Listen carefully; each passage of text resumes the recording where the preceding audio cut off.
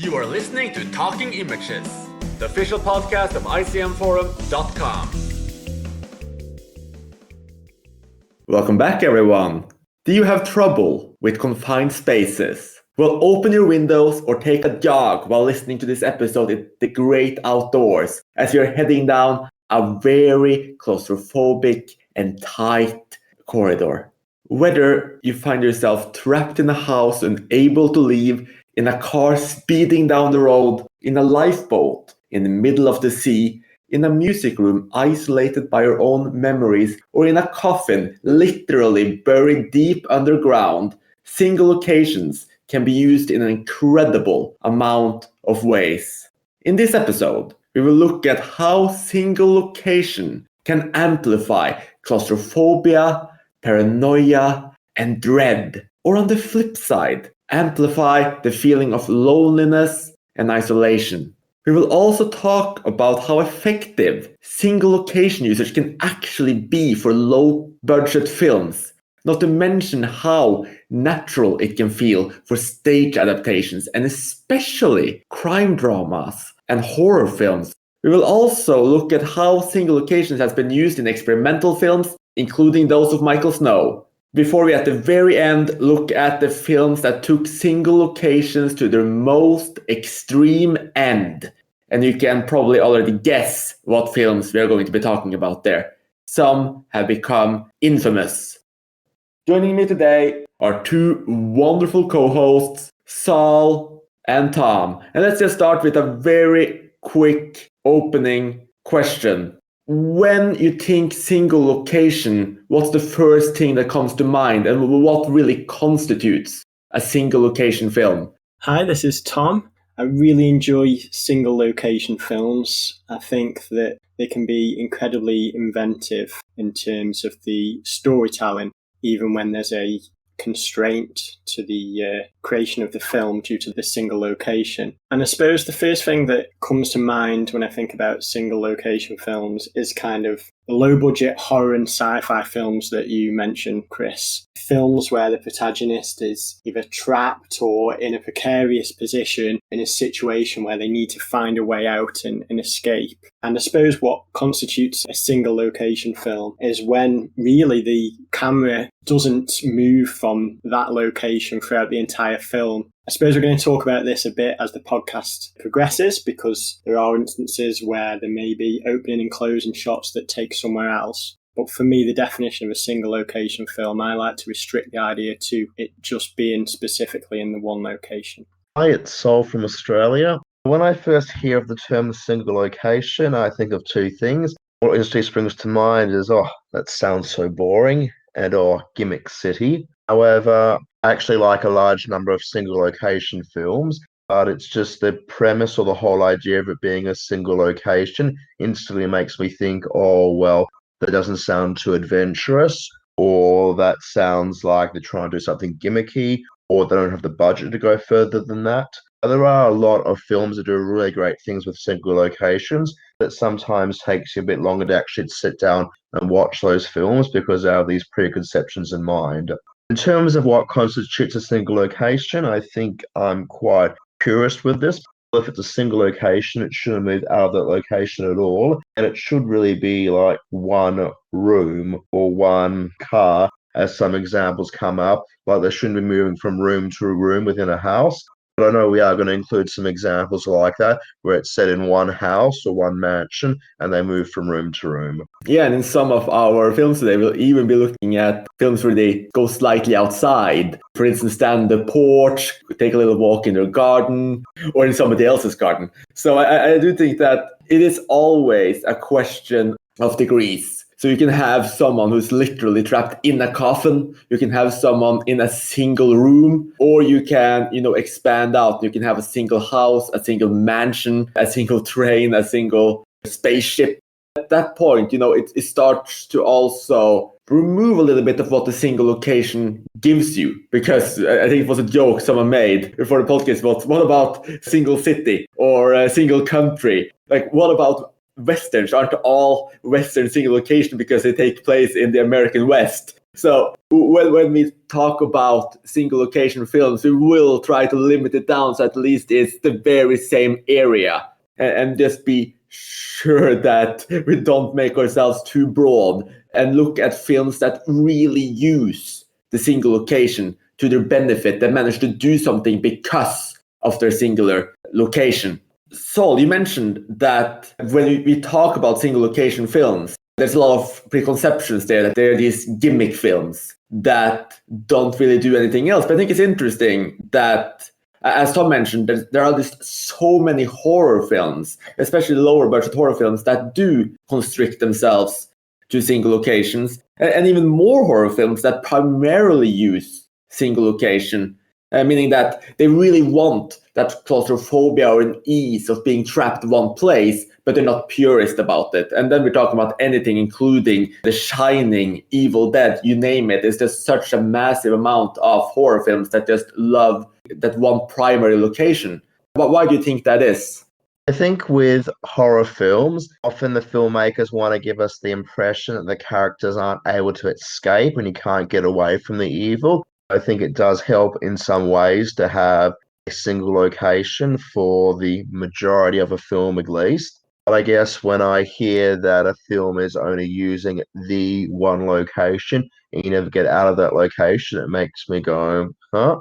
There are some films that are like take place in a single ATM booth, which are quite innovative with that. But a lot of the single location horror ones, I'm thinking, well, if they had the budget for it, there would be a few scenes that took place outside it, maybe. It's just my preconceptions going into the film. I like how Saul says that he can be kind of put off by the gimmick of a single location film. It's almost the opposite for me, especially when it comes to horror films. I'm always interested to see what the filmmakers can create and do with the self-imposed limitations of a single location. It always really intrigues me. And like you mentioned, Chris, it kind of can enhance the sense of isolation for these characters who are stuck in a single location and amplify the dread surrounding the story that unfolds before us. That's a really great point, Tom. And I also like the cinematic challenges it poses. I mean, I know that in many of the cases we'll be talking about today, we have, for instance, scenarios where the camera never, ever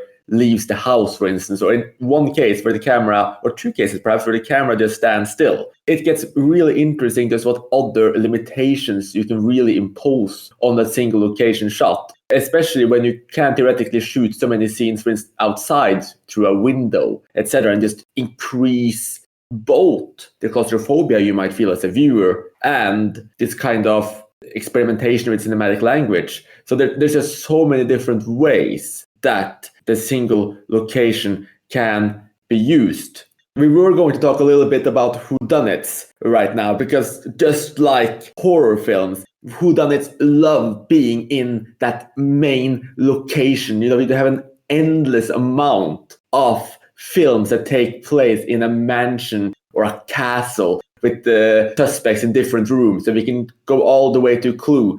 But let's just move on to the films that truly are single location and truly live and breathe single location, and starting with perhaps most obvious and the ones that are perhaps most limited in the material from the very beginning, the adapted plays, where of course so many plays are literally set in that single location because of their original format. And we picked out some really interesting films for you. So let's just dive straight into them. Starting with Secret Honor. Quite interesting and quite, how do you even say this? Like this emotionally powerful film by Robert Altman. I watched Secret Honor for the very first time this week, and it struck a chord with me in particular because of the incredible performance from Philip Baker Hall. Now, he's the only actor that you see throughout the whole film's runtime. So the weight of this film's success rides on his performance, and what a performance he gives. You see the deterioration of the man as he runs through his memories and his past and his history. And he plays Richard Nixon in this film. So it's quite political, and sadly for me, I don't have a huge interest in American politics, so a lot of the stuff that he brings up didn't really resonate with me, but I could still appreciate it for his incredible performance, and also for the fact that the film takes place entirely in his office, and the inventive use of the camera work, which is quite animated and keeps the film alive, whereas you could kind of have the preconception that a film with just one man in a room could be incredibly boring, but that's far from the case. I absolutely love Secret Honor. I've seen probably 20 or 30 films from Robert Altman, and this would be in my top 5 films from him. I actually don't find it to be a very political film.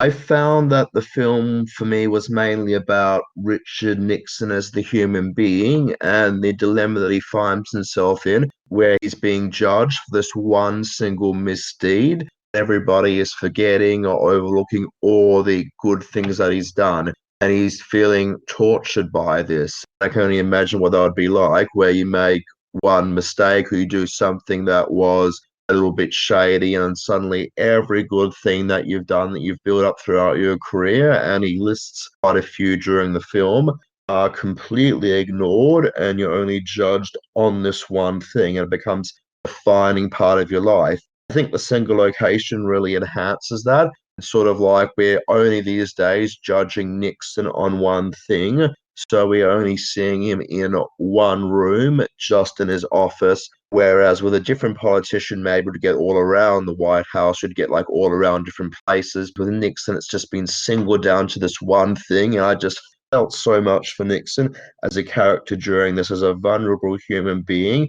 Like Tom, I was also a big fan of the camera work and the different security cameras and the different screens there. And the single location also does really enhance the paranoia that Nixon is feeling. I also have to really praise the screenplay here and how this play must also act out in real life, because it runs so well, almost just as it is. You have the setup of Richard Nixon recording a kind of defense for himself, or a setup for himself. And with just these few simple tools, you have his recorder, you have his surveillance screens, and you have his mental state. And the way you see him unravel and speak to himself, even at some point address, the actual pictures of previous presidents, it manages to be quite an uneasy viewing. I mean, it's funny, it's engaging, but it's also such a hyper emotional film due to the performance by Philip Baker Hall, where he just really delivers and delivers and delivers, and you just feel him through the entire film. And to also really praise Robert Altman here, the way he shoots it, because you just have that single room. You never leave it. You can sense some kind of outside world through what he's talking about and also surveillance cameras, but you never ever leave. And just with one person, one room, he manages to actually make something that's quite cinematically good. He focuses, for instance, on the surveillance camera, the way the shots and the cinematic language really captures Philip Baker Hall's movements and emotional state. It just works so incredibly well and becomes such a powerful experience. So this is truly one of the, in my opinion, very best single location films. I like how you bring up the pictures on the wall as well of the previous presidents, and it just reminded me of how few props are actually involved. There's obviously the drink, as Nixon resorts to drink while he's recording this tape, and the gun, which plays a key role as he's toying with that while his mental stability comes into question. And I must say that the ending is very powerful as well. Without spoiling it for anyone, it kind of does leave you with a great image. I think it's also really interesting that this was Robert Altman's only single location film. He actually made arguably a couple of others during the 80s, including Streamers, which is not that fresh in my mind. But the other most notable one would be Come Back to the Five and Dine, Gimme Dean, which is not as claustrophobic, as there's far more characters and you're in this diner surrounding with people who used to be part of the James Dean fan club, essentially, just bonding and going through the memories. But it's still interesting that Robert Altman kept looking into adapting play in this way. I think it's also interesting that you don't actually need to be trapped in a single room when you adapt a play. One of the most notable ones for me, which is still single location in its most purest form, is Street Scene from 1931 by King Vidor and starring among others Sylvia Sidney. Because here you're literally on a single street. All of the scenes are played outside, or rather the studio version of the outside, and you have such a vibrant, large cast. And what's interesting here is that it doesn't play into claustrophobia at all. It is simply the case of bringing the play to life in a slightly more cinematic way. And the way the camera moves, the way it speaks to the characters, especially for the early sound era, it's just really interesting how open and free this film feels. One director that we can also mention in this theme is Roman Polanski. He's adapted a number of stage plays, including Carnage and Venus in Furs. And Carnage is an excellent single location film. I know that Sol raised a few questions about this earlier because there are scenes at the start and the end of the film that don't take place within the primary location. So perhaps it bends the rules slightly in that regard, but the majority of the film does take place in the one flat where two couples come to blows over a fight that has broken out between their children. And it's a brilliant character study. Lots of black humour in there throughout, and one of Polanski's better films of recent years. I thought Carnage was an excellent film.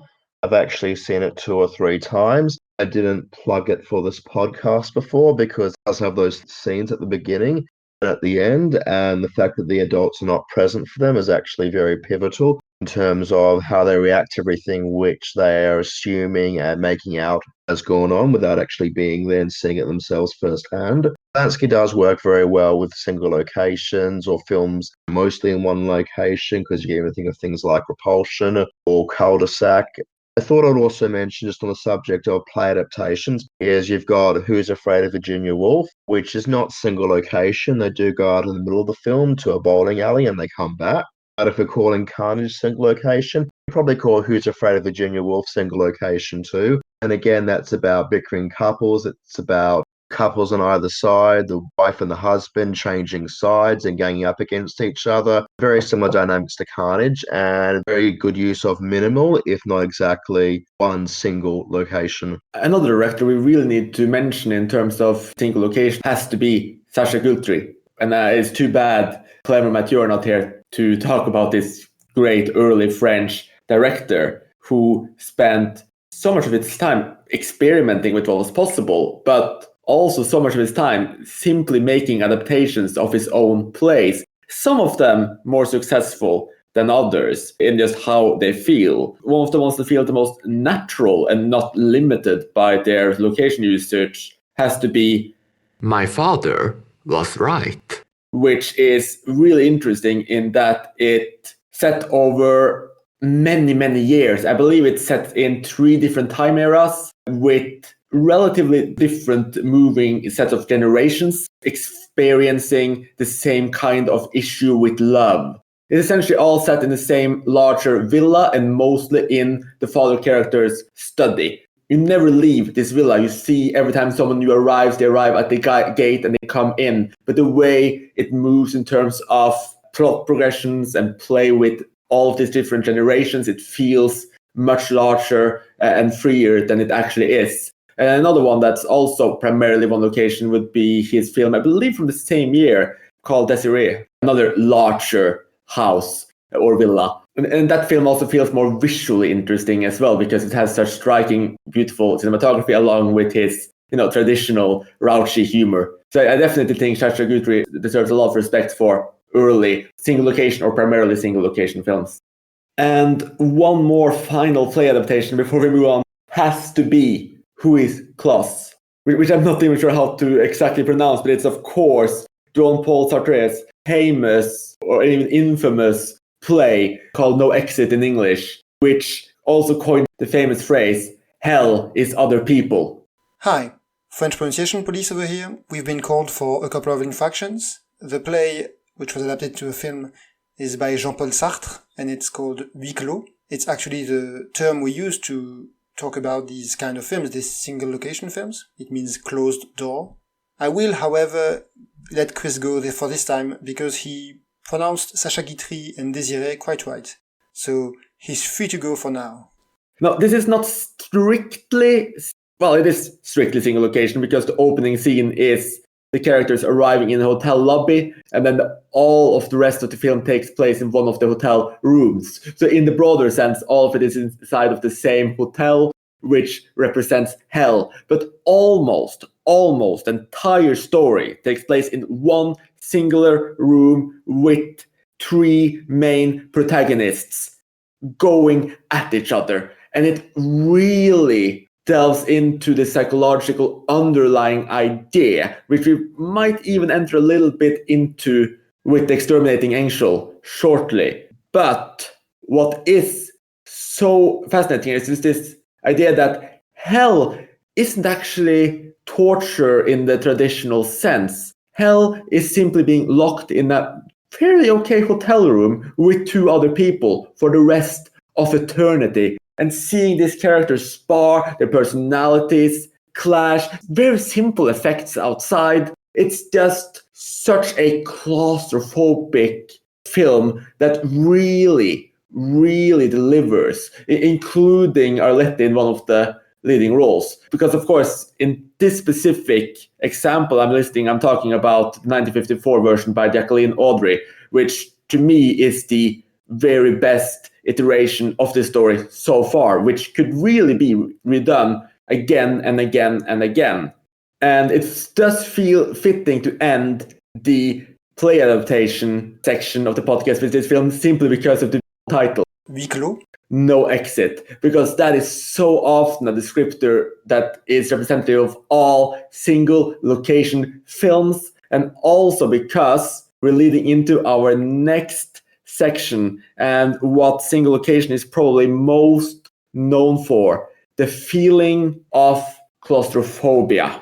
And we can start with the film I jokingly say did what Jaws did for the sea, but with every single room that exists. I'm talking, of course, of The Exterminating Angel, a film that, while not strictly single location due to its epilogue, really captures the sense of being trapped as our well-to-do, massive ensemble cast gather for a nice dinner after a trip to the opera, just to realize, slowly but surely, that they cannot leave the room they're in. It's not the case that they're physically trapped. No doors are locked. No one is holding them captive. It's rather that they just can't enter the hallway. But as they start to realize, they begin to feel physical pain. This film is so much interesting in both normalizing the scenario and building up this surreal, nightmarish vision of the logic, both from the inside of the house, but even from the street outside, as people consistently try to get in and talk about going in, but can't. It's slick, beautifully satirical, incredibly dark, but with a very nice comedic touch. I haven't seen The Exterminating Angel in an incredibly long time. When I did see it, I was very young in my cinematic journey. The premise absolutely fascinated me. People not being able to leave a room and not knowing why and not being able to control it.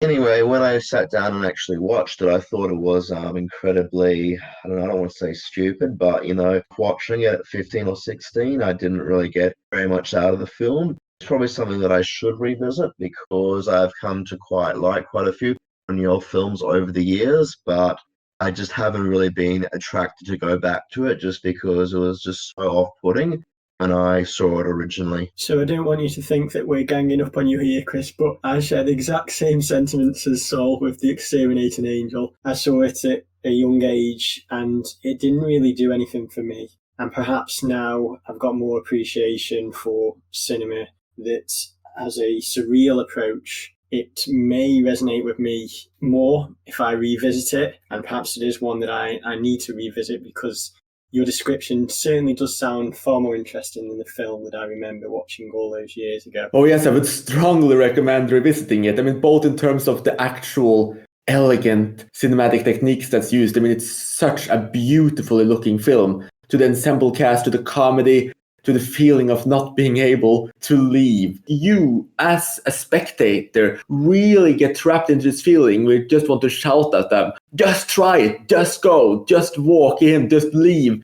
But at the same time, it becomes so normalized. And you're spending so much time with these characters. And without spoiling anything for our listeners, I do think that the epilogue, which is set in a different location, comes with such an additional punch to this as well. But to go on to perhaps the second most famous, or even the most famous, given its incredible stature, single location film that really delves into the idea of claustrophobia and not being able to leave, but for a very different reason, is Alfred Hitchcock's Rear Window, one of the most genuinely famous, big and massive Hollywood classics of all time, starring Jimmy Stewart as someone who is trapped in a wheelchair, starts spying at his neighbors for fun at first, before he starts to suspect that something incredibly wrong has happened, and his own paranoia start to increase. And what is so interesting here is that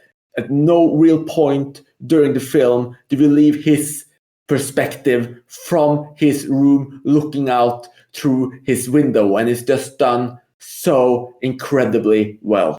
It really is perhaps the definitive film when it comes to voyeurism and this idea of a man who is trapped in his own apartment and watching his neighbours intently until he stumbles upon what he believes may be a murder. And it's a really influential film when you consider the single location subgenre. Now, in today's films that are influenced by it, there's lots of different angles that they can take, and when they look into the voyeurism through TV screens and cameras, etc. But back then, it's all through just binoculars and a telescope, and I love that part of the film. It's excellent. It even inspired a loose remake with Shia LaBeouf called Disturbia, which is perhaps not worth remembering. I liked Disturbia a lot more than I expected to. I was expecting it just to rip off Rear Window, and I think it kind of did its own thing also. However, getting back to Rear Window, yeah, it's one of the classics. It's one of my all-time top 50 films. I would have seen it 4 or 5 times at least in my life. Very seminal film, as Tom said, with the voyeurism, and also just in terms of the way that he's watching all the different apartments and he keeps changing between which one he's looking at. The whole film for me is a metaphor for television. You have like televisions coming into the homes in the 1950s, and it's like he's channel surfing as he's looking through different apartments. And what's really interesting is that even though it's set in the one location, you don't really feel like you've been trapped in that one room the whole time. You're constantly looking out at all these other rooms and all these other places that we can see from his apartment window. It feels like we've been in the garden. It feels like we've been in that person's apartment. We've been over here. We've been over there. So it's a very interesting approach to a film. And also Hitchcock has an amazing cameo in it. He's the only character who actually looks back at Jimmy Stewart. Everybody else just does their own business with the windows open. They just ignore the fact somebody could be looking at them. It is definitely a very interesting use of a single location, and just extremely interesting because it's one where it doesn't make you feel as claustrophobic as you might otherwise. And I might just quickly mention there, because Tom and I were chatting before the podcast, we're talking about maybe the Unfriended films. Do we do that as single location or not? And I'm sort of like, well, if you're saying Rear Window single location, Unfriended is also. We're all seeing one computer screen. Yes, we're seeing different rooms, but we're all seeing it from the one single place. So one film that I haven't actually thought about up until right this moment, it just slipped my mind for some reason, but it was the excellent Darren Aronofsky film, Mother. Now, I absolutely loved this film. It was a great use of a single location. It's such a great mystery. It's set out to be like almost like a home invasion film. Yeah, that was an absolutely, I guess, terrifying experience for me. I'm very paranoid about home invasion and people like coming into my own personal space. And that film for me was like a living, breathing nightmare. This woman's trapped in her home, or she's not trapped there, but she's in a home. And all these guests keep coming in and they keep breaking stuff, and she just can't get rid of them. And her husband keeps inviting more and more people in there. And it does have symbolic purposes at the end of the film. It also sort of ties into a film that I wanted to mention, a Greek film, Eurydice, BA 2037, if I'm pronouncing it correctly. It's the single best film that I've seen this year. It's very similar to Mother. You've got this woman who's in her apartment, and there's all these people who keep trying to like come in and breaking through the windows, and it's a very scary film, and you feel very uncomfortable for her, and you feel like she's really suffocating, trapped inside the house. Not sort of trapped inside again, but she's too scared to go out, and all these people keep coming in, but then is it really in her mind? Is she just over-exaggerating it? It's a very dynamic film if anybody wants to see it who hasn't already. It's from director Nikos Nicolaides. He also did the very infamous film Singapore Sling, which, come to think of it, it's probably also a single location film. Again, a bonkers film, but again, I would highly recommend it. Really interesting film about a private detective trying to find a missing woman and then sort of getting involved in the mind games of a mother and daughter who live in this one location, and who might not really be mother and daughter. I haven't seen a lot of films from that director, but those two films definitely very interesting looks at single locations, really heightening paranoia, intensity, escapability, not being in control of the situation in your personal space. No, I really liked Evridiki as well, but I kept comparing it in my head to Repulsion, with the Roman Polanski film we mentioned previously, starring the fantastic Catherine Deneuve, in just how one person with a seemingly, or in the case of Repulsion, a very clearly poor grasp on reality, just falls apart. And in Repulsion, you can really, really feel it. You can feel the intensity of just her entire being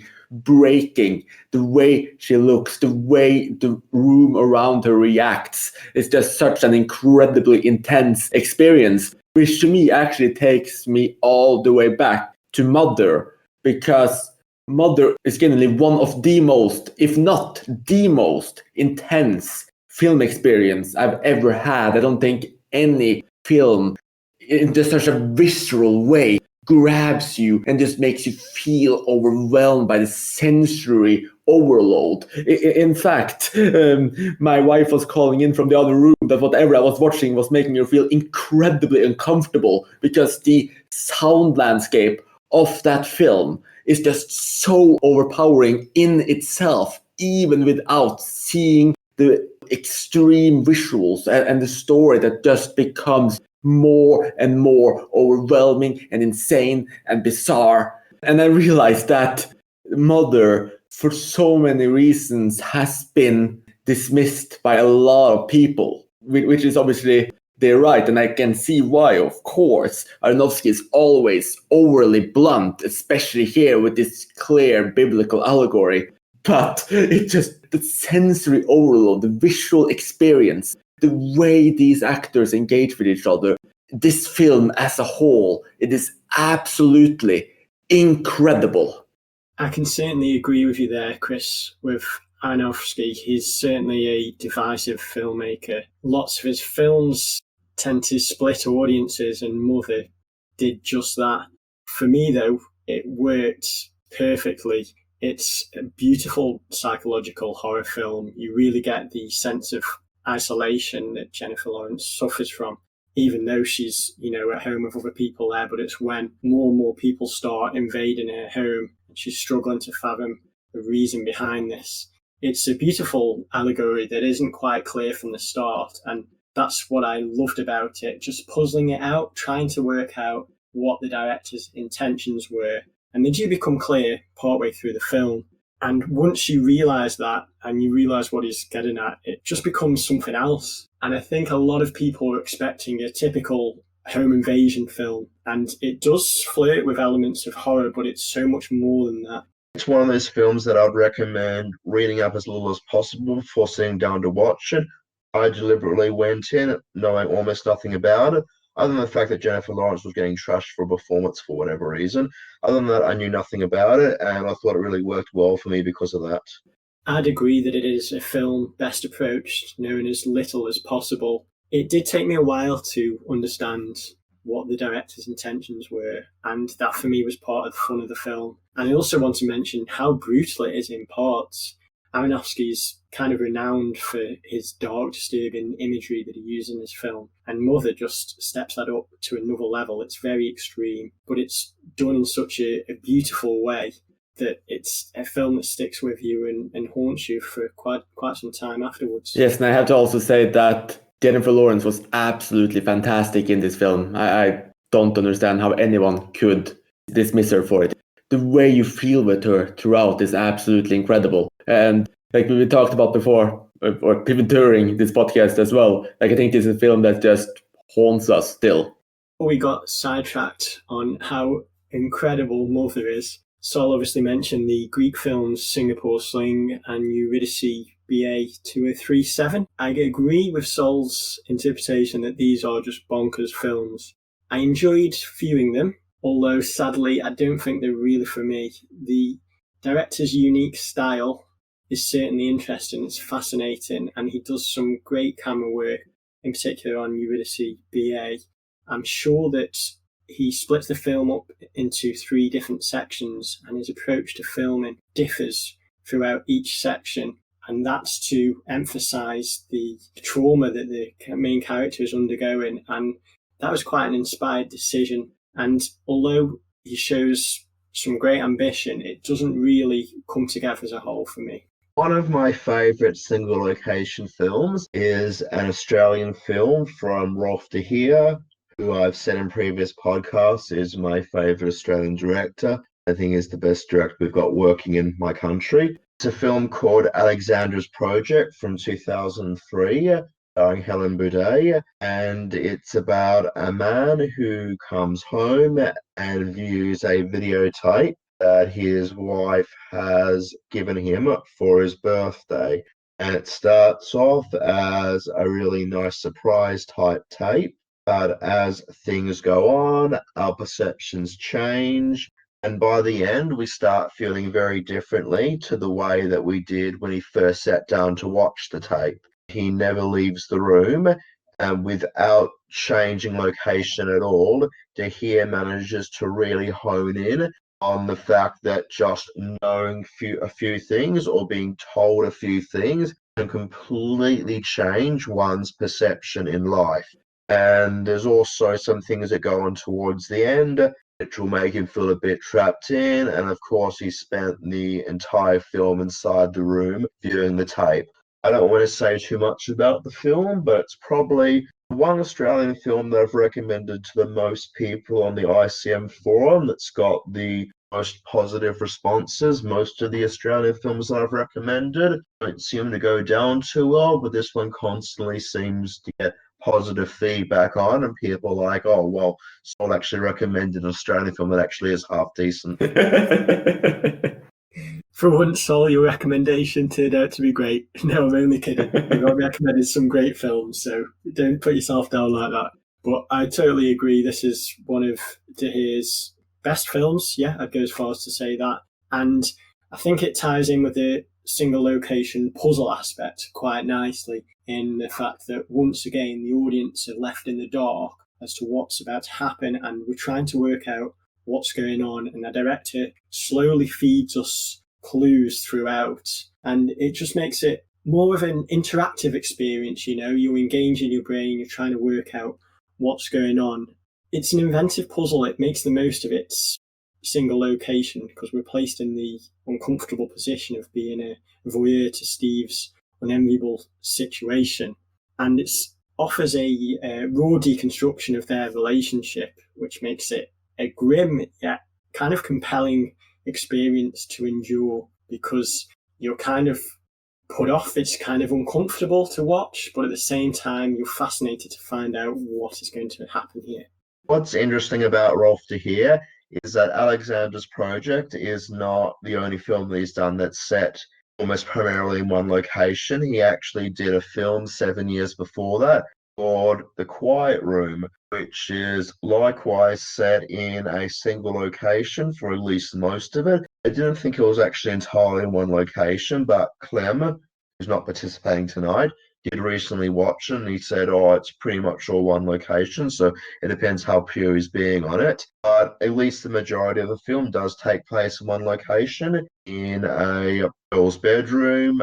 As per the title, The Quiet Room, it's about a girl who feels that her parents haven't been very good parents, haven't been treating her well, so she decides that she's going to not talk at all. And throughout the film, we hear her thoughts out loud, so we still get an insight into what she's thinking, but we don't actually see her, or at least not to begin off with, talking out loud to the parents. The parents are trying to understand her and communicate with her, and they're not sure what's going on. She's just done it as a way of coping with a situation that she otherwise doesn't need to cope with. And what's interesting about the single location here is it's not a single location that's done for the purposes of a play adaptation or for the purposes of paranoia or claustrophobia. It actually taps into something else that the single location which is loneliness.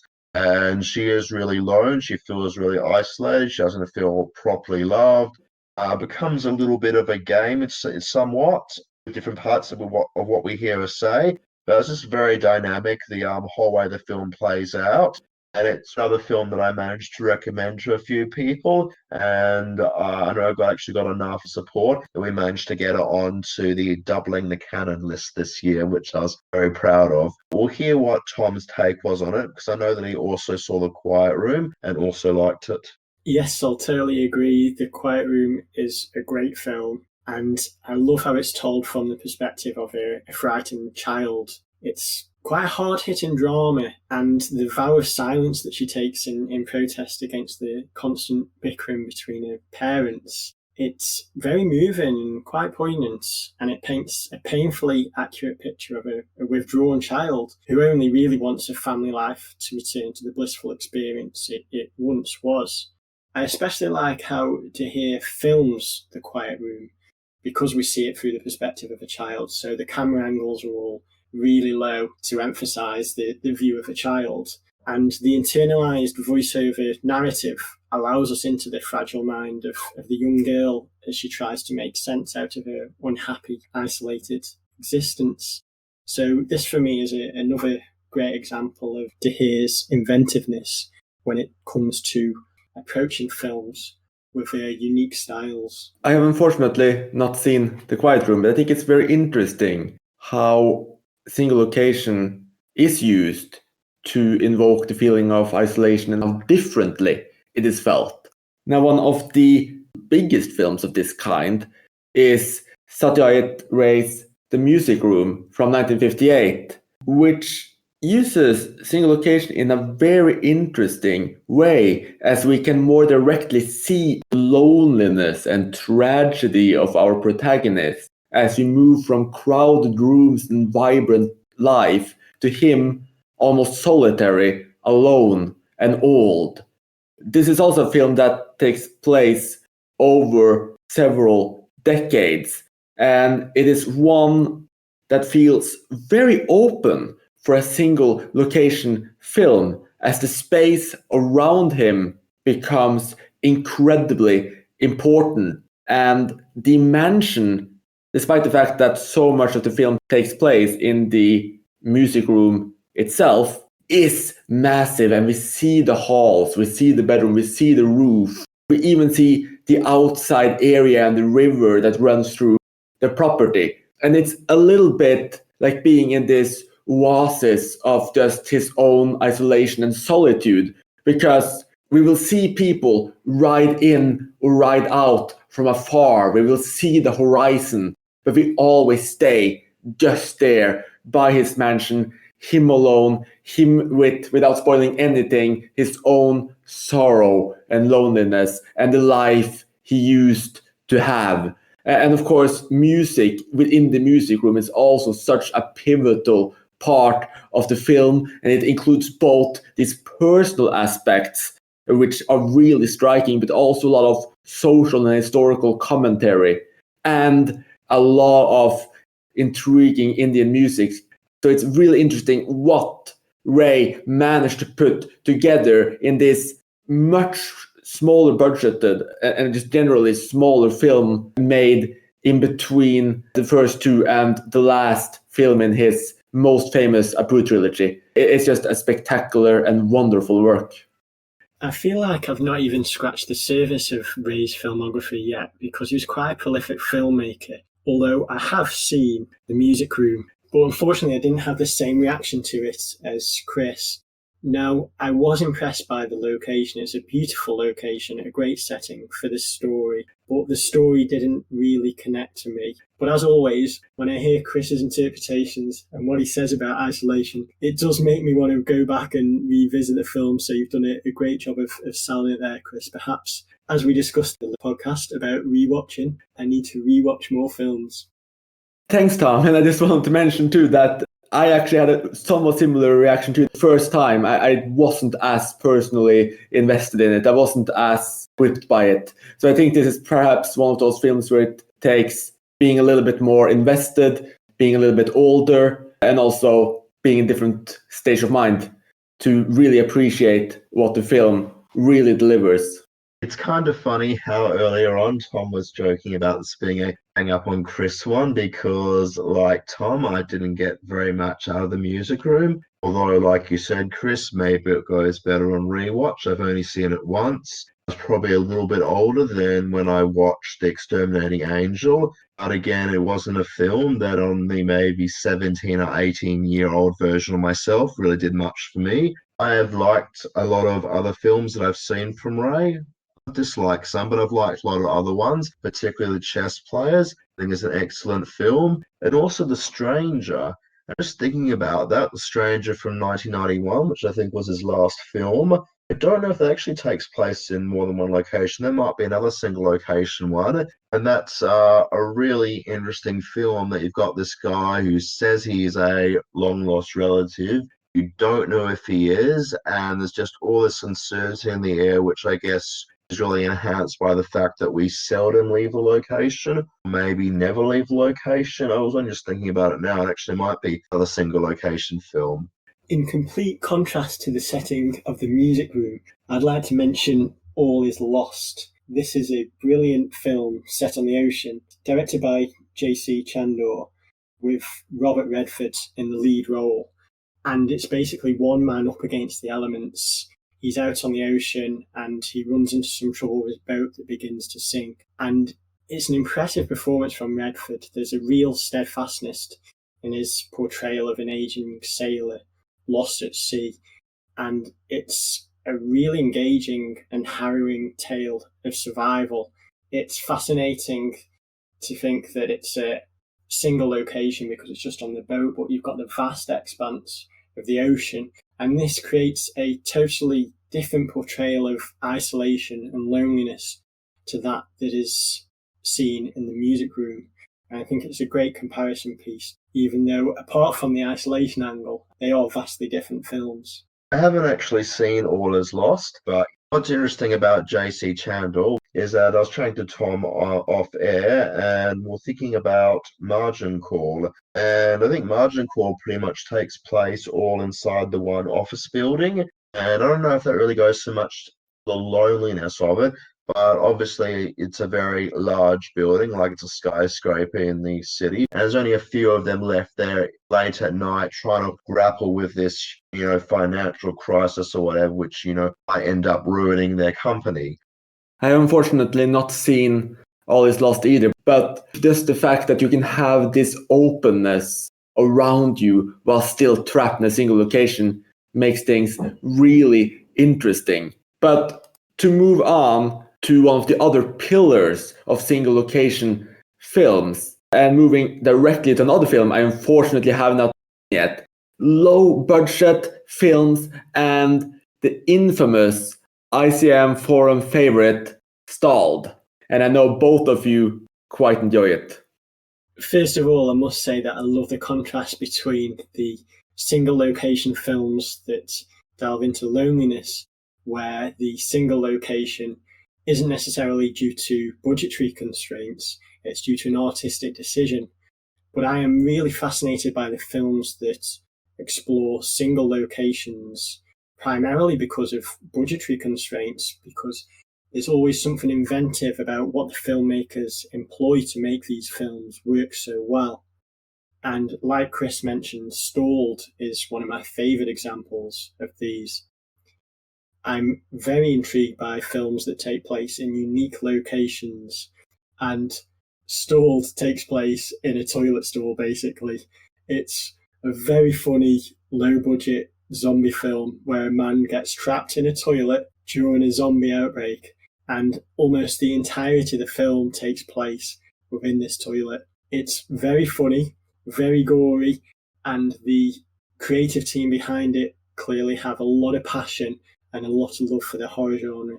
And that comes through. If you're looking for something interesting, a bit unique, and a fun take on the zombie outbreak genre, then I would highly recommend Stalled. Contrary to what Chris has said, I haven't actually seen every single horror film under the sun, even that sometimes feels like I have. I haven't seen Stalled. I don't have a big affinity for zombie films. It's something where I really struggle these days to find films that do a unique take on it. It does sound like Stalled does a unique take on it. I wasn't actually aware that it was set entirely in a toilet cubicle. All that I knew about it was a zombie film. I'm like, oh, okay, yeah, whatever. But maybe it is something that I will look up now. So it's good to hear Tom's recommendation. Another low-budget zombie film that is worth mentioning is the brilliant Pontypool. This is a film that is set in a basement radio station during a zombie outbreak that seems to transmit from person to person through the use of language.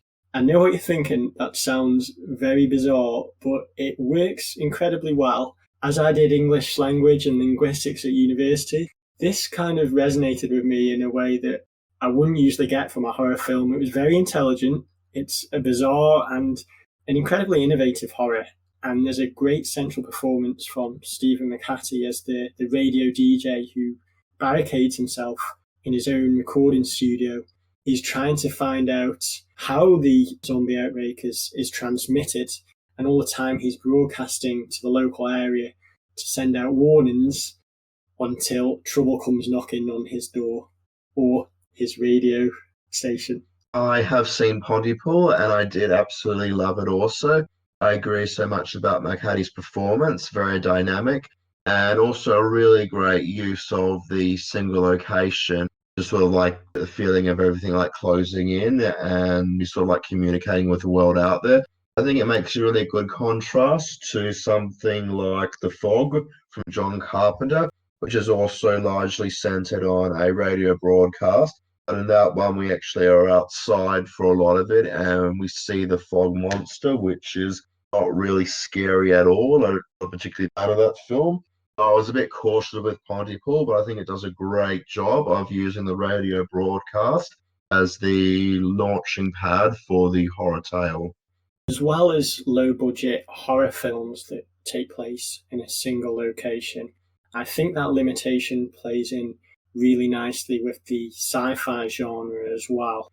There are lots of examples of inventive filmmakers who take fascinating concepts and build upon them with a small budget to make them seem far grander in scale than they actually are. One such example is a favourite film of mine that I am forever championing, a film called LFO from Sweden. And it's a bizarre science fiction comedy about a man who is toying around with radio waves. This kind of links back to Pontypool again. And he basically discovers a way to hypnotize people through the use of radio waves.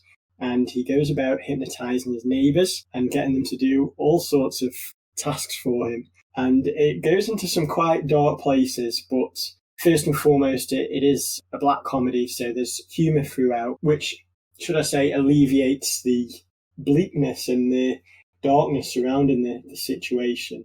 I absolutely love this film. I totally agree, Tom.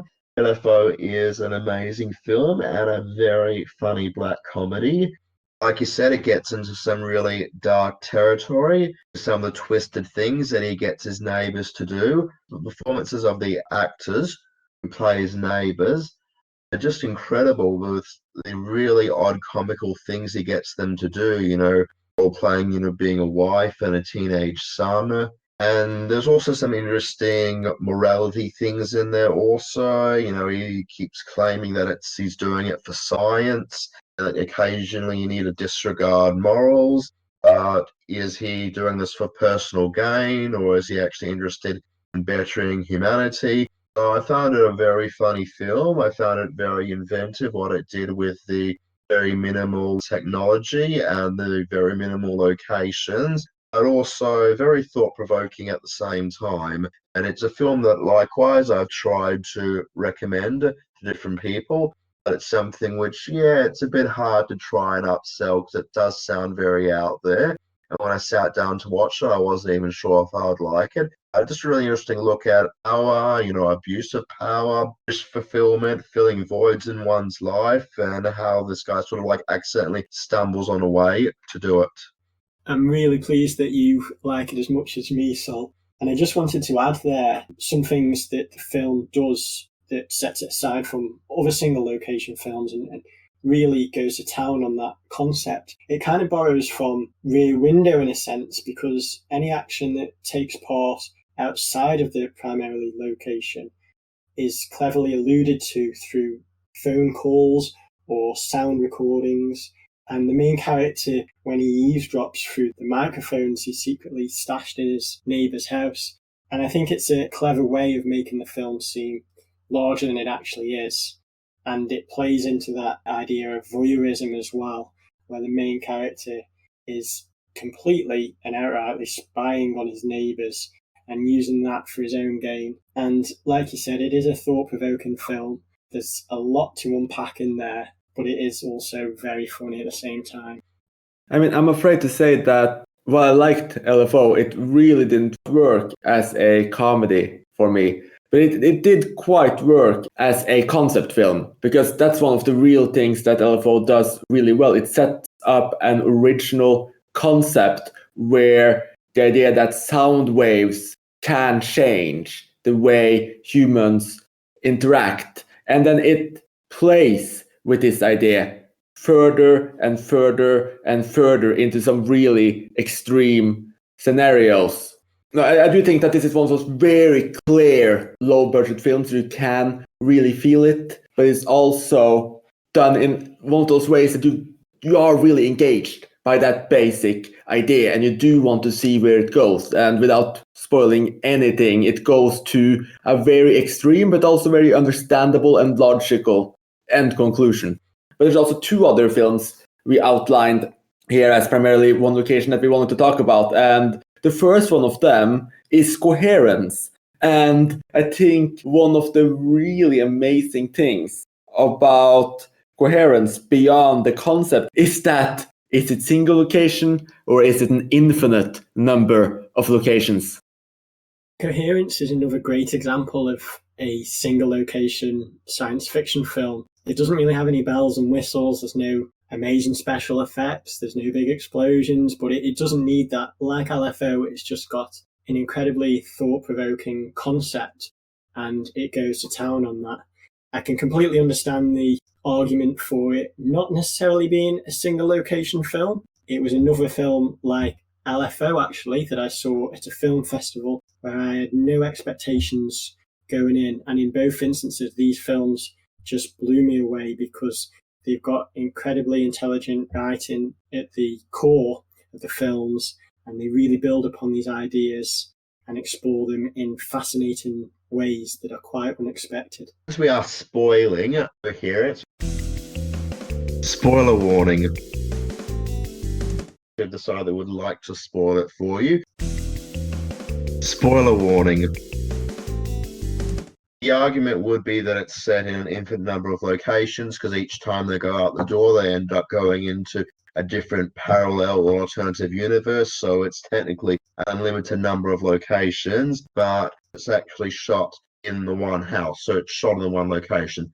It's like the Vincenzo Natali film Cube. Cube was all shot in one single location, and each of those locations were decorated in different ways to seem like an infinite number of locations. I really like how you managed to bring Cube into the conversation, because I know we weren't sure about mentioning Cube, but for me, I think it is a single location film. Although the action takes place in multiple cubes, it is, as you said, just shot in the one room, and it's another great example of a low-budget sci-fi film that does a lot with its single location idea. And for me, I would also consider Coherence to be a single location. But like you said, I can totally understand your argument for the other way too. And of course, if we're going to be talking about mansions, etc., as a single location, a network of cubes keeping people trapped could also be considered single location because it's so closed in. One of the really interesting and fantastic things about Coherence is the slow way you start to put everything together, the clues you get, the way the characters interact, and this also fairly circular logic where you're not sure if it is a time loop or what is actually going on here, and it's just a small an ensemble cast, dialogue, and a few props, including just one house and a few outside sequences right outside of the house. It manages to just expand into this colossal idea.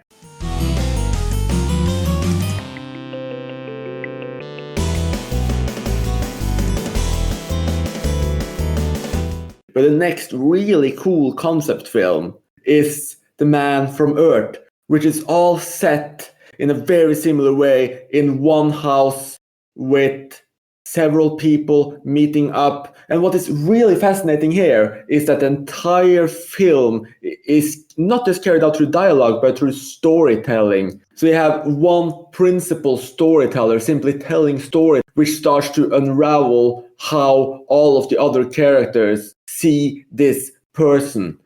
And when you have such a low budget and you can come up with an idea that simple, that is just incredibly impressive to me. Even though a lot of the storytelling elements may seem a little too easy, a little too cheap, what this film managed to put together is incredible.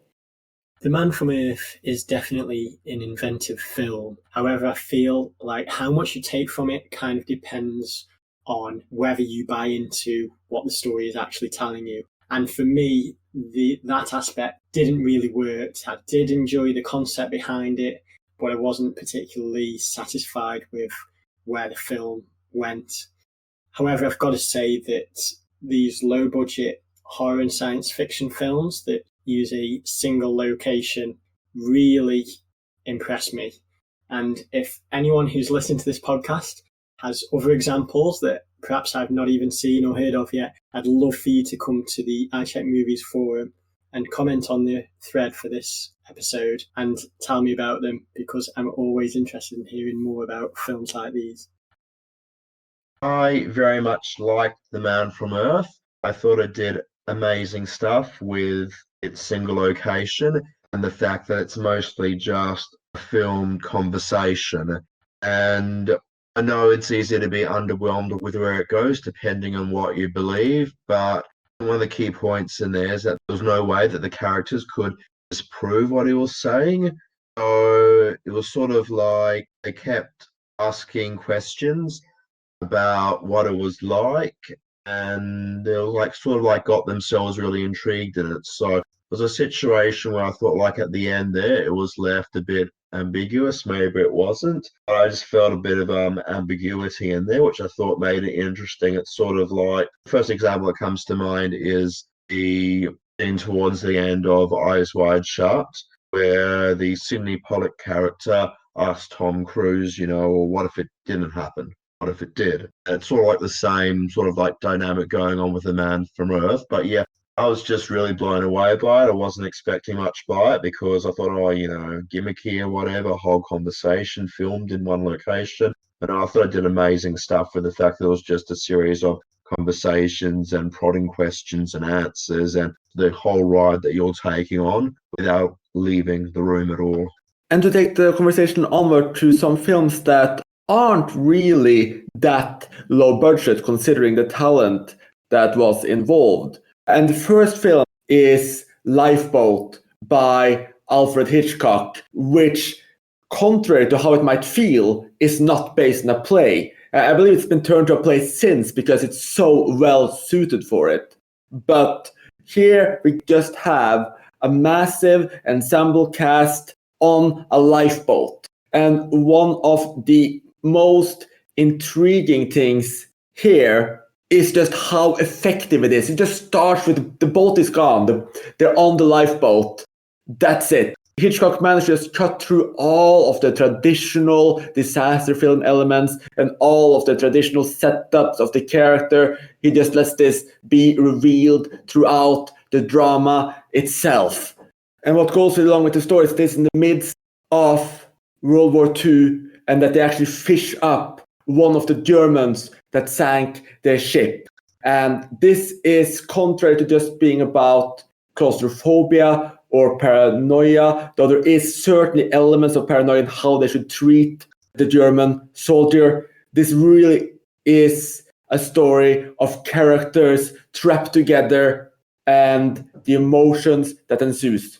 I really enjoyed Lifeboat, and more than I was expecting to. It was a Hitchcock film that I saw rather late into my film-going journey, after I'd already become a bit disenchanted with Hitchcock, but I was very impressed with it because it was a very timeless tale with the moral dilemmas of what do we do? Do we help him out? Do we not? But also the whole idea about trusting the enemy and, can we trust him? So a lot of very universal themes in there, which I thought, went beyond just the Allied versus Axis tensions. Just a very human tale of trust, mistrust, desperation, adverse conditions, and the fact that it's just set on this boat. I think one of the lines is, on our own, we can make our own laws, and they are pretty much on their own on the boat the whole time. A very intense film, very different to a lot of Hitchcock's other films, and I'll definitely highly recommend it, especially if you, like me, got a bit disenchanted by Hitchcock late into your film-going journey. Taking us over to the film that is perhaps the most known and arguably one of the most beloved films of all time, 12 Angry Men. It's not strictly in the jury room. We do, if I recall correctly, see a scene from the trial as well, obviously in the connecting building, but almost the entirety of the film is really set in that one jury room. And just like Lifeboat, you have this massive gallery of characters discussing the law, punishment, and revealing things about themselves. Obviously with a fantastic lead performance by Henry Fonda. And just the way this film feels, it's explosive. The dialogue is incredible. And it's one of those films that I really believe was based on a play, but it's not. It's genuinely made for the screen. I think that is also felt in just how unseemingly cinematic Sidney Lumet manages to make it. Because while you may be so caught up in the drama and in the dialogue that you don't notice it, the long takes he uses and the way the camera moves, incorporating so many different styles of shots, is truly impressive. And it's even more impressive to remember that this was Lumet's feature film debut. He got all of the stars and he got his pitch perfect script, and then he made this film. So again, it is an example of a film that is constrained by its budget to some extent, but it's such a massive film, which still lives on as one of the most popular films of all time to this day. It's remarkable, Chris, to think that 12 Angry Men was Lumet's directorial debut. Like you say, it's an exceptional film, real nail-biting thriller. When you consider it takes place in a single location and it's basically 12 men debating over something, it's quite incredible to think that he manages to make such a suspenseful picture out of this situation. And I absolutely love the film. It's one of the best single location films out there. So what's interesting about 12 Angry Men is that, yes, it was Sidney Lumet's first feature film, But he actually built pretty much an entire career out of making films that were set in one location or primarily one location. We almost talked about Death Trap in this podcast, except it's got a scene at the beginning and the end that sort of takes it out of the one house. You got Dog Day Afternoon, which is almost entirely set in that place with Al Pacino and the hostage situation. Murder on the Orient Express, other than a few flashbacks, is pretty much entirely on the train. Failsafe, almost entirely in the location where the nuclear disaster is about to go off. The Offense, from memory, is Sean Connery, I think pretty much entirely with Ian Bannon in the police station. Child's Play, one of Sidney Lumet's most underrated films, an amazing film set in a boys' boarding school, single location. So he's the one director who I really think about in terms of using minimal locations and using them really well. With 12 Angry Men, yeah, it's not strictly one single location, but he does get some really intense stuff out of the characters being confined in that one room for, I'd say, 99.5 maybe percent of the film, or at least above 95% of the film, surely, is inside that one room. It's because they're inside that one room, they can't escape from each other, so tensions naturally build. The most amazing thing about the film is the way the characters switch slowly from one side to another side. It all happens through discussion, through conversations. So it's the same thing as Man from Earth. It's a film that's entirely built on dialogue. And because it's entirely built on the dialogue, the single location actually feeds really well into the structure of the movie.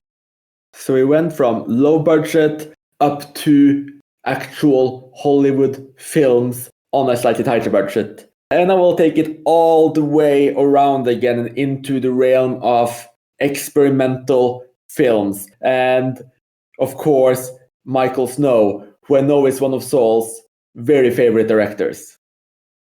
I absolutely love Michael Snow's films.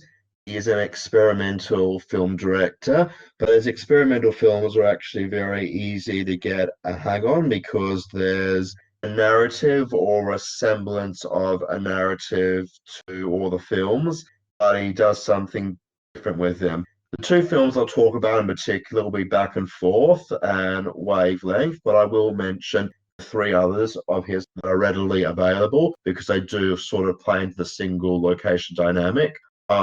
Wavelength is Michael Snow's most famous film. It's a film which is set in a single apartment room and it's designed to look like a single unbroken zoom in to a painting on the wall. But the thing is that it isn't a single unbroken take. There's all these different filmic techniques in hand, color changes, things get dissolved together, the colors are inversed.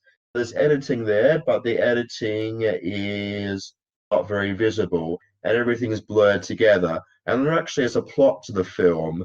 The whole idea of wavelengths is that somebody who goes into the apartment is murdered and then nobody finds the body for a certain amount of time. And we don't really get the motives for it. We don't know why he was killed. But just the whole blurring of time is really interesting because the whole idea is that he's dead and death is death, regardless of whether he's discovered 1 minute later or a week later. So the whole playing around with time is really interesting. And that we're all stuck in this one room and the room remains unchanged because he's dead, he can't move around, he can't do anything. So until somebody discovers his body, it is all going to stay that way the whole time. So it's a very dynamic film there. There's lots of interesting things going on with the sound design. The sound design does get a bit irksome. I found it a bit annoying when I last watched it, but just incredibly interesting what Michael Snow manages to do with the whole murder situation. So it's a murder movie, it's not a murder mystery movie. It's about time elapsing, it's about this room still sort of being there and still existing for an unknown amount of time, while the person who was occupying the room is now suddenly dead. Quickly talk about Back and Forth because I've got on a lot about Wavelength. Back and Forth is set in a classroom and the camera literally goes back and forth. It sort of like pivots around back and forth, and it sounds really repetitive because it's an empty classroom, but it's all about Michael Snow lulling us into a false sense of security. Because then suddenly different things happen. Suddenly we hear different sounds. Suddenly somebody pops up at the window. Suddenly we see people in the room. So like the camera will like pivot to the right, then we pivot back to the left, and suddenly there's somebody sitting there. So the whole idea is that we start seeing things. Do we? Don't we? Is it just in our mind? It's really interesting, the whole classroom setting, because the whole idea I got out of when I last watched it's like classrooms in general. It's easy to let your mind wander if it's a boring lesson. And it's sort of got that same sort of feeling there. Is it symbolic of repetitive lessons? We're just going to be going back and forth until you get distracted. Yeah, it's very hypnotic, and it's really great what he manages to do with this one location. And I'll just mention very briefly the central region. Not my favorite Michael Snow film. It's actually my least favorite, but that's a single location one with a camera just in the central region of Canada, and pivoting and swirling around and doing all different movements. It goes on for 3 hours, which, for me was probably the kill point for it. But it is very interesting how dynamic he makes with just the one location. And then you've got this, which has strictly got no locations. It's just words on the screen. But you could say the words by itself represents one location. And then you've got Corpus Colossum, which might even be my favorite film of the century. And I don't know if it's single location or not, because Michael Snow keeps stripping the layers away. We think, we're in one room, and then suddenly the paintings and everything on the wall suddenly starts dropping out and fading away and blurring from one to another. So it's sort of set in this office building where these people are conducting these experiments on their employees, maybe. I don't know. A whole lot of different strange things happen in it.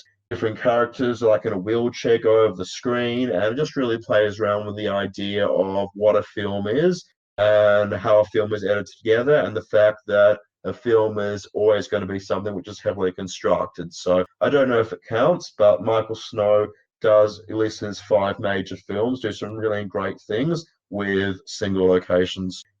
I think I'm in a bit of the same position as you and Tom were when I was presenting The Music Room and Exterminating Angel, because I have a very generally low opinion of Wavelength, Back and Forth, and several of the other Michael Snow films. I just never saw the actual purpose of them. They felt uninventive to me at the time. So I never really got into films in that way. But to hear the way you describe them now with tiny details popping up and this blending of reality, I think we really rewatch them and see if I can get into that sense of exploring the piece and being surprised in that way. That sounds really, really fun and fascinating.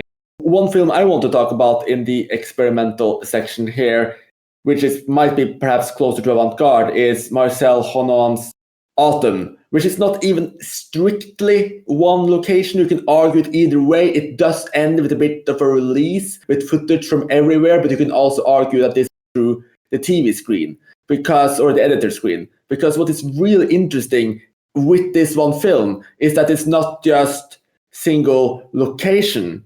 It is a single angle film, which is to say our plot is a director is completing his film. He gets pressure from his producers and he gets a professional editor to help him. Quite simple, quite easy. And the entire film, or the majority of the film, is shot with them looking at the film they're editing. The film itself, or the screen, is the camera, and we see them working on it. We see their discussions around it.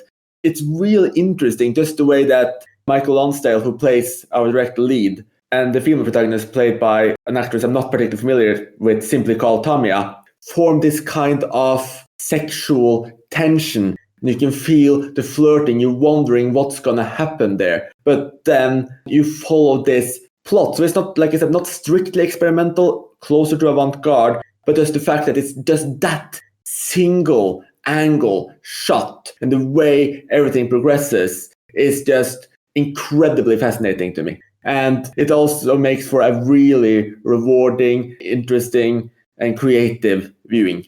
Another film that is not strictly experimental, but certainly one location is, of course, Lars von Trier's Dogville, which is one of the most Brechtian and extreme minimalist films of all time, simply set on a soundstage with houses drawn in and the characters interacting with the houses as if they were real. Now, I think Dogville deserves a podcast on its own, but it's so interesting to see just how you can work with a single setting in a single location and create such different experiences with them, which ties us into our final part of today's podcast, the most extreme instances of single location, people literally buried or stuck in an ATM.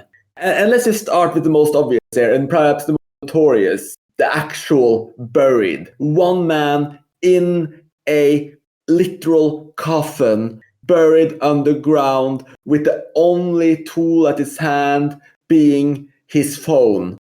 Buried certainly takes the notion of a single location to its extreme, having Ryan Reynolds trapped in a coffin underground for the film.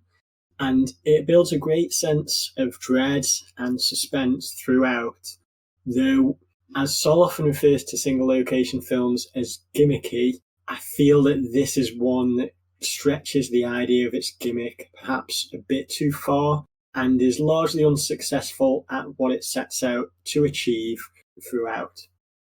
It's really funny to hear Tom say that because, yes, I'm not a fan of gimmick cinema, but I actually really liked Buried. I actually thought it had a bit of a Kafkaesque vibe to it, just in the scenes where he was phoning the outside world and he was constantly put on hold, constantly transferred, who was fobbed with excuses, who was told to calm down. I thought it had a lot of Kafkaesque paranoia in there.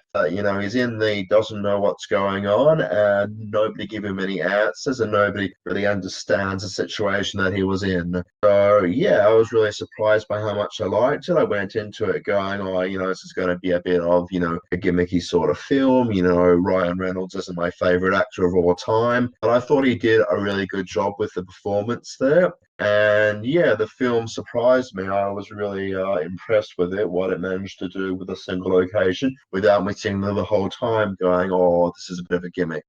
This is a film that wanted to attract audiences far and wide with its gimmick. And it was fairly successful. You wouldn't think you would get as many people to see it as did when you have someone that's trapped in a coffin, though I'm guessing Ryan Reynolds certainly helped. What's fascinating to me is just how suspenseful Buried is.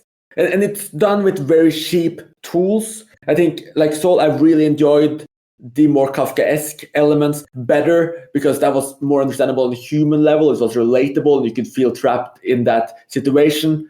Once the more thriller elements start to come in and everything just had to be done through the phone and it was trying to amplify that kind of tension. I mean, it did feel a little bit like Gravity to me. And I know Sol doesn't like Gravity when, something just has to happen at all times just to keep people entertained. But I ended up liking Buried. I think it's a good film. So yes, I will also sign up on the fact that yes, it's an extreme gimmick film, but at least to a certain extent, it worked. Yeah, what's interesting about it, because you said Buried doesn't sound like a premise that would really attract people to come and see it, other than Ryan Reynolds starring in it. I don't know if any of you have seen it, but Adrian Brody did a film called Wrecked a few years after Buried came out, and that one has, Adrian Brody waking up with amnesia in a car wreck. And he's stuck inside the front seat and he can't get out. He can't remember his name. The people who are in the car with him are dead and he's trying to remember it all. The first third, or maybe the first half of the film, is really good, but then without spoiling it, he does get out of the front seat. And even though things aren't over for him, it does sort of change the dynamics a little bit. That was just interesting. It was a film that, at least the way it was marketed to me, was a film trying to capitalize on what Buried managed to do. I had never even heard of Wrecked, so that sounds really interesting, especially the first half hour. It's fascinating to hear you bring up this film involving Adrian Brody trapped in a car, Sol, because another one of the films that we're going to discuss takes place in a car, and that is the excellent Locke with Tom Hardy.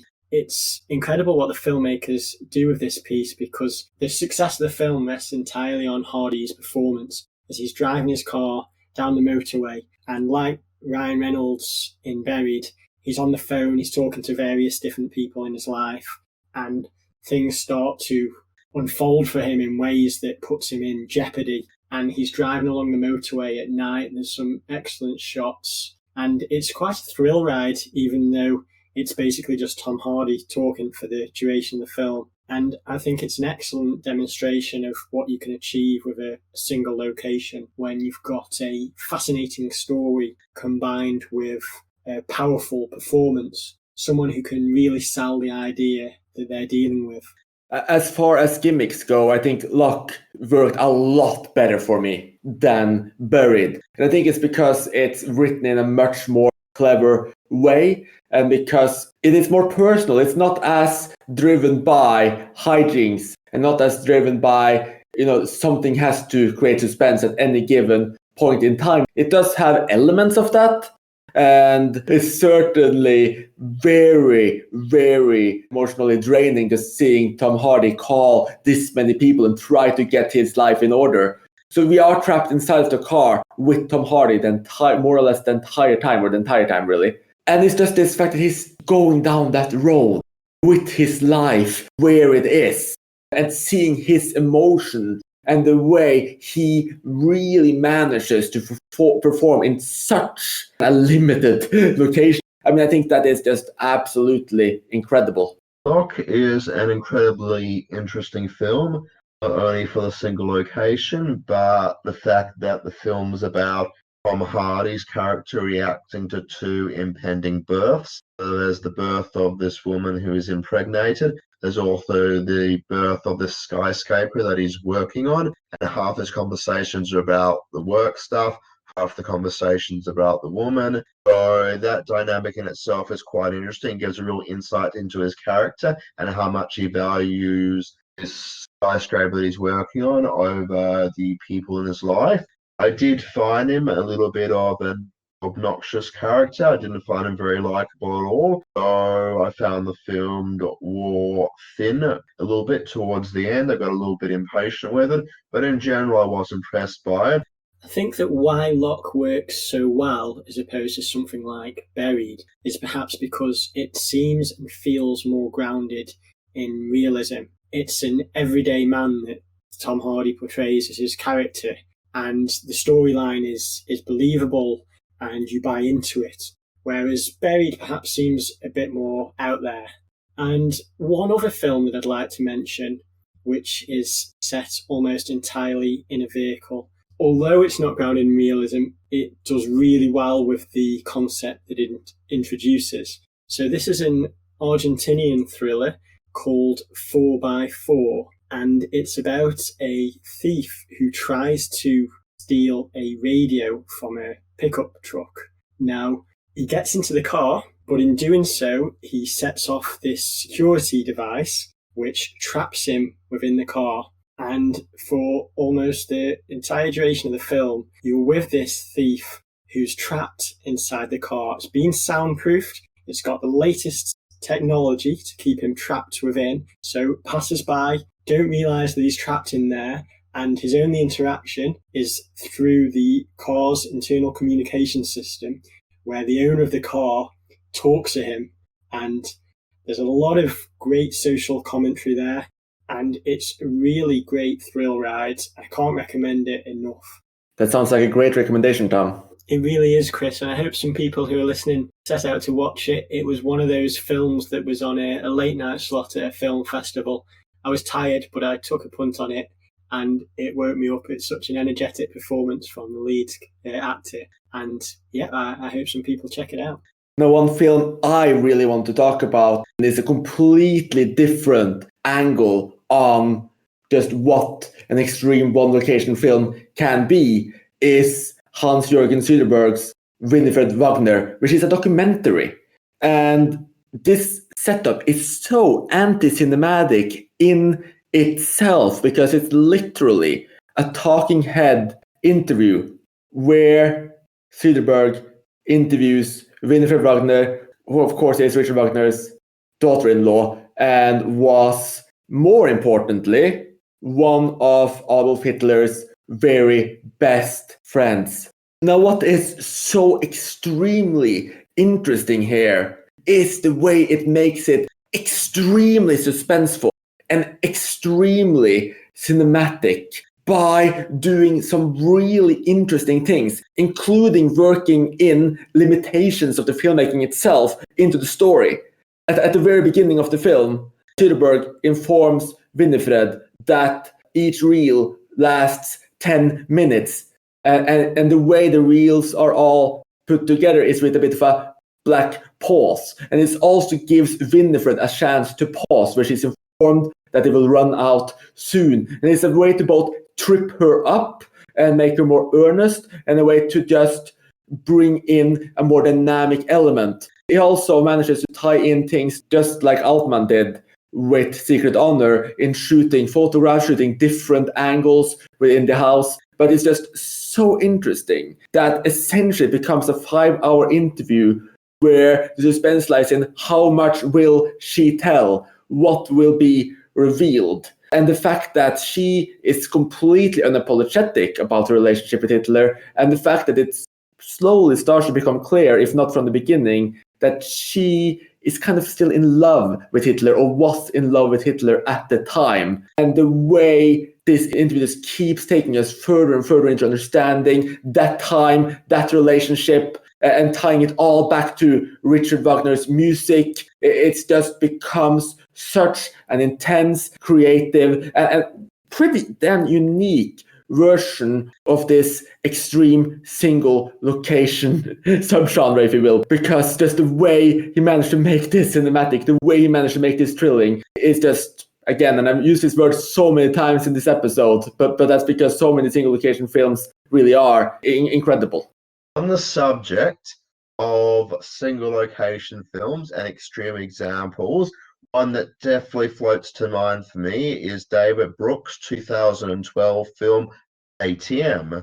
The entire film takes place inside an ATM booth, which sounds really boring and very gimmicky, and I sat down to watch it going, oh yeah, we'll see how this goes. But it's actually a very interesting film. It's about these bankers, and they're talking about all the crooked and corrupt stuff they're doing, and then they get trapped inside an ATM. They're basically stuck inside this ATM booth, which sort of represents the way banking culture has become these days. And the reason why they're stuck inside is because there's a hooded guy outside. The hooded guy approaches them, but stays at a bit of a distance. And the whole film is not built on the guy in the hood being really scary. It's more about their fears, and they're reacting to him. And they do different things, like they try and leave when they don't think he's looking, and he approaches them and they get scared again. He doesn't actually do anything outright that is dangerous or threatening. It's just his presence being there, and the fact that they are inside the ATM booth with nowhere to go that really captures the intensity there. I thought it was a really interesting film, especially considering how gimmicky it sounded. And if either of you have seen it, I'd be very curious to hear your thoughts on it. I haven't actually seen ATM, Sol. I think I viewed it as a gimmicky film, as you said, and I kind of avoided it. But upon hearing your description, it does sound interesting, so perhaps I'll give it a shot in the near future. Yeah, unfortunately, I haven't seen ATM either. Okay, that's all right. It's a film that, was pretty low on my priority list also, at a 4-point-something rating on IMDb, so I was like, oh, yeah, whatever. Then I saw it as a $2 extra rental, and I think I watched it for one of the horror challenges. Speaking of horror challenges and speaking of horror, one other film that I wanted to mention was a film called Haze. It's from the director of Tetsuo, and it's about a man who wakes up inside an area where he can't really move. He's stuck inside a drainage pipe or something. He can't move at all, and he's trying to work out how he got there. And as he manages to maneuver his way out, he manages to come across somebody else who's also stuck there. And then the film goes in some directions there, which are a little bit out there and a bit unusual. It's probably not strictly a single location because of something at the end, but it's a film that's very brief. If memory serves correctly, it's only about 45 to 50 minutes long. And because it's really brief, the single location works really well and you never tire of it. And it's just the whole idea of, what on earth is going on? And it's filmed in very low lighting, so it's even more unsettling because of that.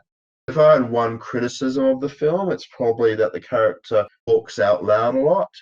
He is constantly asking himself what's going on out loud, so the film doesn't really find a very natural way of getting him to express his feelings, because I think if I was trapped there, I don't think I'd be talking out loud to myself for 25 minutes before I found somebody else. And a lot of what he says is very repetitive, but the general setup's really good, and it works really well because it is such a brief feature. I was drawn towards Haze because of my love of Tetsuo, and Haze is perhaps well known for its extreme views on the subject matter that it delves into. It kind of shares some similarities with Cube, and it's a surreal and nightmarish journey that isn't as successful as Cube in what it sets out to achieve. It's an interesting diversion and an imaginative use of the one location. It didn't really work for me as a whole.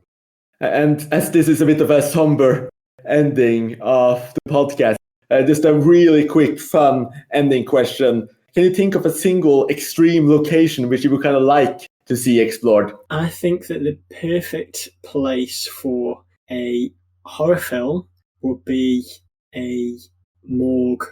Now, I'm trying to recall if there are films that have been set entirely in a morgue. I know we had the Possession of Jane Doe recently, but I seem to recall that parts of that were done elsewhere. But I think setting a film entirely in a morgue would be very creepy, and there'd be a lot of opportunities to make a unsettling horror film.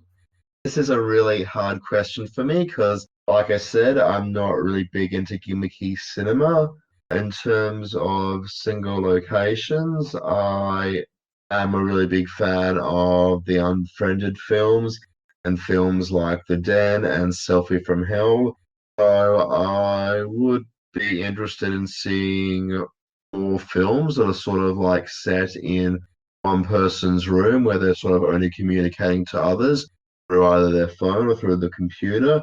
In terms of a unique setting that's never been done on film, it might be interesting to have something maybe that was maybe set inside a church or like a place of worship where the characters were unable to get out of that for whatever reason. That sounds like the perfect Exterminating Angel. Oh, yeah, oh god, Exterminating Angel again, oh dear. I do need to rewatch that at some stage. Yeah, and once again, you've really put me on the spot there, Chris. I'll probably think of something like that. Yeah. No worries. I think that's a really great answer. I personally, seeing how well these multi-character films go, I think it would be really interesting to see a film set entirely in the waiting rooms, during the Reign of Terror after the French Revolution, with the aristocrats awaiting their potential death. I think those kinds of settings have always been really interesting to me, and seeing characters would respond to their impending doom. I think that would have been a great one location setting. And then we can also just, in terms of getting it extreme, we can also just think of every single type of vehicle or every single type of situation in your home, etc., where someone is trapped. I like how you mentioned every type of vehicle there, Chris, because it's kind of given me an idea there. How about a film set entirely on a roller coaster? Oh, yes. I don't know how that would work, the logistics of that, or what the plot would even be. But I would really enjoy seeing a filmmaker have a stab at that and trying to make it into a coherent picture that works on some levels. That'd be awesome. That'd be awesome if the roller coaster's like going the whole time and you like can't stop it and the camera sort of has to stay there or jump between carriages. Yeah, that would be really cool having on a roller coaster. Absolutely, or especially if it at certain times stops completely. Maybe there's some kind of dramatic element there so that the characters, for instance, have to try to climb from wagon to wagon to quickly get very suspenseful. So I think We should probably delete this and make this film and make a lot of money. So We need to find a theme park that will let us use their roller coasters. let's do it. So after discussing all of the creative ways Pillowcase News can bring exciting concepts to life, thank you all for listening and join us again soon. You have been listening to Talking Images, the official podcast of icmforum.com. And now a little bonus conversation on Primer. Or is it Primer? LFO does bring the movie Primer to mind quite a bit, with the whole idea of its technology, which is sort of like being built in somebody's backyard or built in somebody's home, and it can do like all these amazing things. And yeah, the film is pronounced Primer and not Primer. So Primer is in like a first lesson on something. I guess we can call it Primer if you want, but the word in the English language is Primer. This doesn't need to be in the episode. I just wanted to tell you so it's pronounced Primer, not Primer. Are you sure about that? I've definitely heard, maybe it's different American or UK or whatever. I've definitely heard it pronounced Primer, as in like an introductory lesson to something. Yeah, I've never heard the word Primer. And because the word prime on its own would be prime, take for instance Optimus Prime, and then you just got an R in the end, Optimus Prime.